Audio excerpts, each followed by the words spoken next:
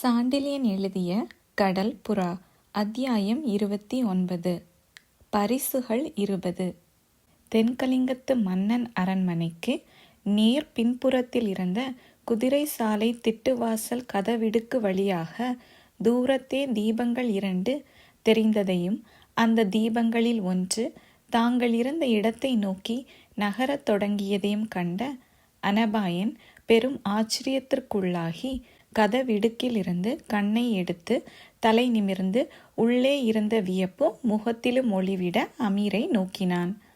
பாலூரையும் அதன் மக்களையும் அங்கிருந்த அரசாங்க அதிகாரிகளையும் சர்வ விளக்கமாக அறிந்தவன் நான் ஒருவனே என்று மனப்பால் குடித்து கொண்டிருந்த அனபாயனுக்கு தன்னை மீறி விவகாரங்கள் அறிந்தவன் ஒருவன் இருக்கிறான் என்பதே பெரும் வியப்பாயிருந்ததால் அந்த வியப்பை சொற்கள் மூலம் காட்ட முற்பட்டு, அமீர், உன் திறமை இன்றுதான் எனக்கு முழுவதும் புலப்படுகிறது என்று கூறினான். இதழ்களில் லேசான புன்முறுவல் ஒன்று தவழ அனபாயனை நோக்கிய அமீர் சற்று விஷமத்துடனே கேட்டான், ஏன் இதுவரை புலப்படவில்லையா என்று. அனபாயன் பதிலுக்கு சிரித்தான். புலப்பட்டது அமீர், புலப்பட்டது.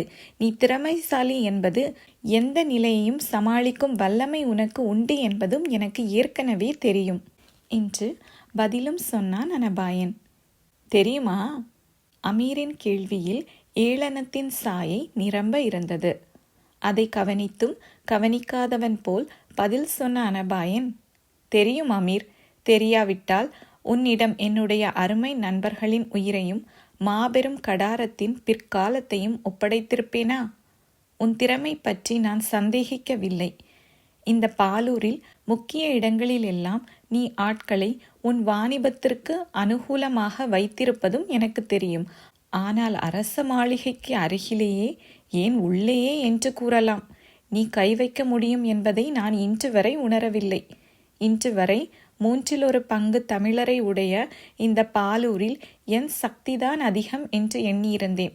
கைவிரல் விட்டு எண்ணிவிடக்கூடிய சொற்ப அரேபியர் உள்ள இந்த ஊரில் உன் சக்தியும் செல்வாக்கும் என் சக்தியை விட பல மடங்கு அதிகம் என்பதை இன்று உணர்ந்து கொண்டேன் என்று உணர்ச்சி பாய்ந்த குரலில் சொற்களை உதிர்த்தான். அந்த பாராட்டுதலால் ஓரளவுக்கு சங்கடத்திற்குள்ளான அமீர் சற்றே தலையை தொங்க போட்டுக்கொண்டு, தாங்கள் அளவுக்கு அதிகமாக என்னை புகழ்கிறீர்கள் என்று முணுமுணுத்தான். இல்லை அமீர், அளவுக்கு அதிகமாக புகழ்ச்சி அல்ல இது. உண்மையைதான் கூறுகிறேன். இன்று பாலூர் உள்ள நிலையில் அரச வீதிக்குள் புகுவதே கஷ்டம். ஏதோ பொய் கையெழுத்து ஓலைகளையும் பழைய உத்தரவுகளையும் காட்டி அதை சாதித்தாய். அரண்மனைக்குள் புகுந்து பின்புறம் வந்துவிட்டோம். குதிரை சாலைக்குள் நுழைவது மிக கஷ்டம் என்று நினைத்தேன். அதற்கும் வழி வைத்திருக்கிறாய் என்று மேலும் பாராட்டிய அனபாயனை இடைமறித்த அமீர், அனபாயரே, வயதும் சந்தர்ப்பமும் அனுபவத்தை அளிக்கின்றன. அனுபவம் புது புது முறைகளை சுட்டி காட்டுகிறது. தங்களை விட அறிவில் நான் குறைந்தவனாய் இருக்கலாம், வயதில் பெரியவன். பல நாடுகளில் தங்கியிருக்கிறேன். ஒவ்வொரு நாட்டிலும் ஒவ்வொரு வித அனுபவம், சிக்கலும் எனக்கு இருக்கின்றன. அவற்றை தீர்க்க பல பல தந்திரங்களை கையாள வேண்டி வந்தது. கடைசியில் சொந்த நாடு விட்டு தூர நாடுகளில் உறைய வேண்டிய அவசியம் உள்ள எனக்கு தந்திரம் வாழ்க்கையில் ஒரு பகுதியாகிவிட்டது. புது புது நிலைகளில் புது புது எச்சரிக்கைகளும் புது புது தந்திரங்களும் இயற்கையாகவே ஏற்படுவது பழக்கமாகிவிட்டது. என் கஷ்டங்களை வாழ்க்கையில் அனுபவித்த யாருக்கும் யுக்திகள் தாமாகவே தோன்றும் என்று கூறிவிட்டு அதற்கு மேல் அந்த சம்பாஷணை நீடிக்க விட இஷ்டப்படாமல் பேச்சை வேறு திசையில் திருப்பி, இதோ பாருங்கள் அனபாயரே, நீங்கள் தூரத்தில் பார்த்த விளக்கு சீக்கிரம் இந்த வாசலை நெருங்கிவிடும். கதவும் திறக்கப்படும். ஆகவே உள்ளே புக தயாராயிருங்கள் என்று எச்சரித்தான். சரி அமீர், ஆனால் ஒரு சந்தேகம். இங்கு நீ கதவை தட்டினாய், விளக்கு தொலைவில் இருந்து வருகிறது. நீ மெல்ல தட்டியது அத்தனை தூரம் காதில் விழுமா என்ன என்று வினவினான். விழாது அனபாயரே, விழாது. இந்த கதவு அருகில் சதா காவல் உண்டு. விளக்குத்தான் இங்கே வைப்பதில்லை. ஆனால் கதவு தட்டியதும் இங்குள்ள காவலன் சென்று தோப்பு நடுவில் உள்ள வீட்டிலிருந்து விளக்கை கொண்டு வருவான் என்று விளக்கினான் அமீர். கதவருகில் ஏன் விளக்கு வைப்பதில்லை என்று மீண்டும் கேட்டான் அனபாயன். இது அரசர் நுழையும் வாயில். பீமனா? ஆம், தென்கலிங்க மன்னருக்கு அரபு நாட்டு புறவிகளிடம் உள்ள ஆசையை சொல்ல முடியாது. ஆகவே புறவிகளை பார்க்க அரசர் இங்கு வருவார். வந்து மும்முறை கதவை தட்டுவார். தட்டி உள்ளே நுழைந்து புறவிகளை பார்த்துவிட்டு போவார். மேலே ஏதும் அமீர் விவரிக்க தேவையில்லாதிருந்தது. பீமன் தன்னந்தனியே புறவிகளுடன் உறவாட ஆடம்பரம் ஏதுமில்லாமல் நுழையும் திட்டுவாசலுக்குள் நுழைய அதே முறையை அமீரும் கையாண்டிருக்கிறான் என்பதை புரிந்து கொண்ட அனபாயன் மேலும் வியப்பையே எய்தினான். அரசர் வந்திருப்பதாக எண்ணிதானே காவலன் விளக்கு கொண்டு வரப்போகிறான் என்று ஆச்சரியத்துடன் வினவினான். ஆம் என்று சர்வசாதாரணமாக பதில் கூறினான் அமீர். கதவை திறந்த பின் வந்திருப்பது அரசன் அல்ல என்பதை காவலன் புரிந்து கொண்டால் என்ன செய்வது? புரிந்து கொள்ள முடியாது. ஏன் புரிந்து கொள்ள முடியாது? அரசரை கண்டதும் காவலன் தலை குனிந்து வணங்க வேண்டும். பிறகு குனிந்த தலையை நிமிராமல் திரும்பி வீட்டை நோக்கி நடக்க வேண்டும். திட்டுவாசல் காவலருக்கு இப்படி திட்டமான உத்தரவிருக்கிறது. அரசரும் நம்மை போல் முக்காடிட்டுதான் வருவார். நமது புறவிகளைப் போல் அவர் புறவியும் சற்று தொலைவில் தன்னந்தனியே நிற்கும். திட்டுவாசல் பிரவேசத்தை மிக கெட்டிக்காரத்தனமாக பீமன் ஏற்பாடு செய்திருக்கிறான் என்பதை உணர்ந்து கொண்ட அனபாயன் பீமனைப் போல் தாங்கள் நுழைவது அத்தனை கஷ்டமல்ல என்பதை புரிந்து கொண்டான். இருப்பினும் மேற்கொண்டு சந்தேகம் ஏற்படவே கேட்டான். மன்னன் வருவதாயிருந்தால் ஒரு புறவிதானே இருக்கும்? இல்லை இல்லை, சில சமயம் பீமன் ஒரே ஒரு மெய்காப்பாளனை அழைத்து வருவது உண்டு என்று அந்த சந்தேகத்தையும் உடைத்த அமீர் மேலும் கையாள வேண்டிய முறைகளை கூறினான். அனபாயரே, இதோ வாசல்.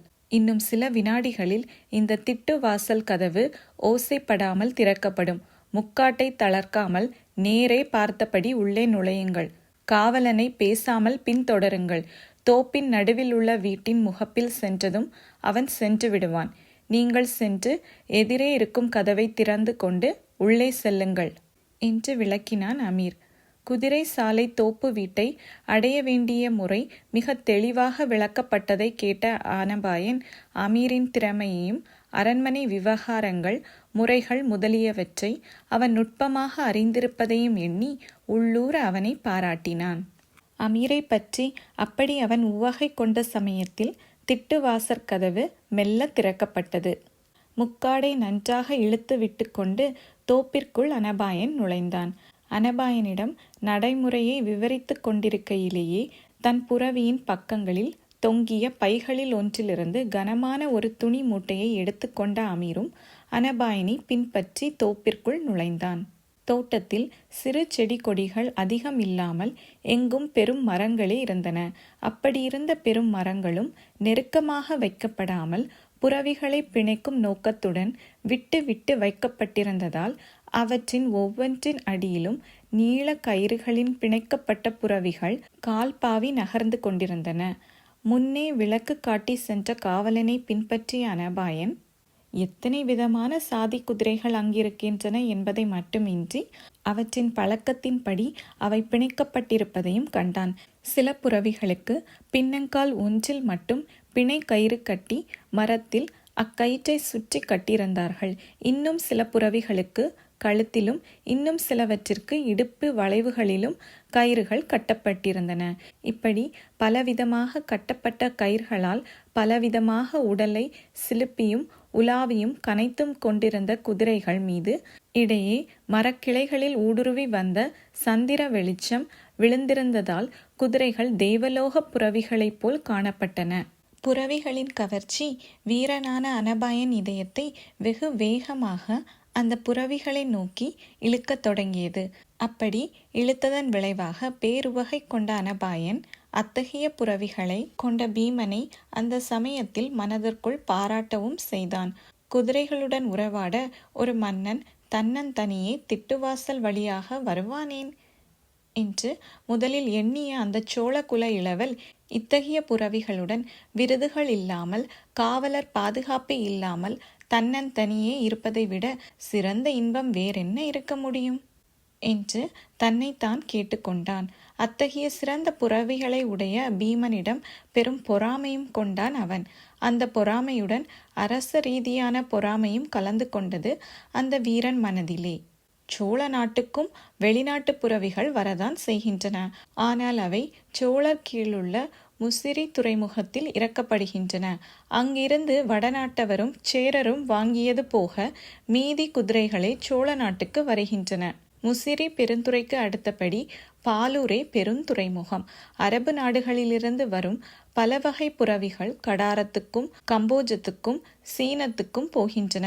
ஆகவே இந்த பாலூர் பெருந்துறை மட்டும் சோழர் வசம் இருந்தால் எத்தனை வகை புரவிகளை வாங்கலாம், எத்தனை தரமான வேகமான புரவி படையை அமைக்கலாம் என்ற எண்ணம் துளிர்ந்தது அந்த வீரனின் மனதில்.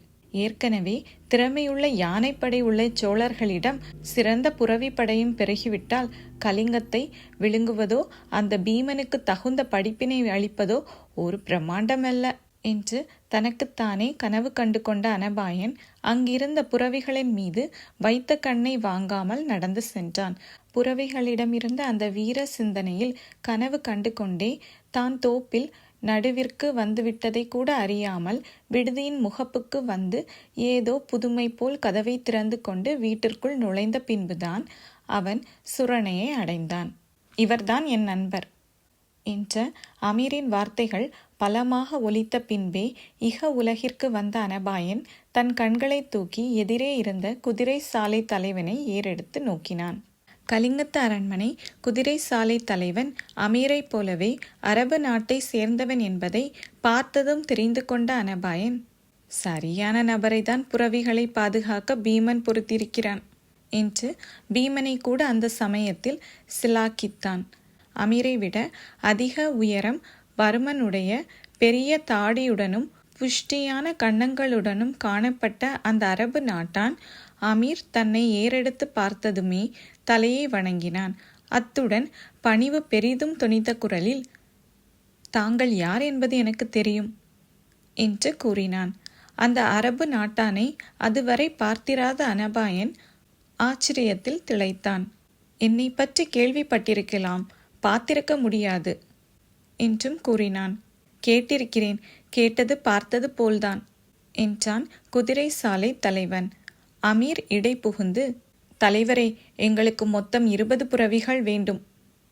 அதுவும் கட்டுக்கடங்காத அதிகமாக பழக்கப்படாத புரவிகள் வேண்டும் என்றான். குதிரை சாலை தலைவனின் புருவங்கள் ஆச்சரியத்தால் மேலெழுந்தன. முரட்டு புரவிகளா வேண்டும் என்று அந்த ஆச்சரியம் முகத்தில் விரியவும் குரலில் தொனிக்கவும் கேட்டான். ஆம் என்றான் அமீர். அதுவும் யாருக்கும் அடங்காமல் நாலா பக்கத்திலும் சிதறி வெகு வேகத்துடன் ஓடக்கூடிய புரவிகள் வேண்டும் என்பாய் போலிருக்கிறதே என்று ஏளனமாக கேட்டான் அரபு நாட்டான். ஆம், அவைதான் வேண்டும் என்று திட்டவட்டமாக பதில் சொன்னான் அமீர். குதிரை சாலை தலைவனின் முகத்தில் இருந்த ஏளன குறி மறைந்து அது இருந்த இடத்தில் பயத்தின் சாயை ஆட்கொண்டது. அவற்றை அவிழ்த்து விட்டால் நேரிடக்கூடிய ஆபத்து என்னவென்று தெரியுமா உனக்கு என்று கேட்டான் அரபு நாட்டான் குரலில் கிளியின் ஒளி பாய. தெரியும் என்றான் அமீர். ஆபத்தை எதற்காக விலைக்கு வாங்குகிறாய்? தேவையாயிருக்கிறது. ஆபத்து தேவையாயிருக்கிறதா? ஆம்.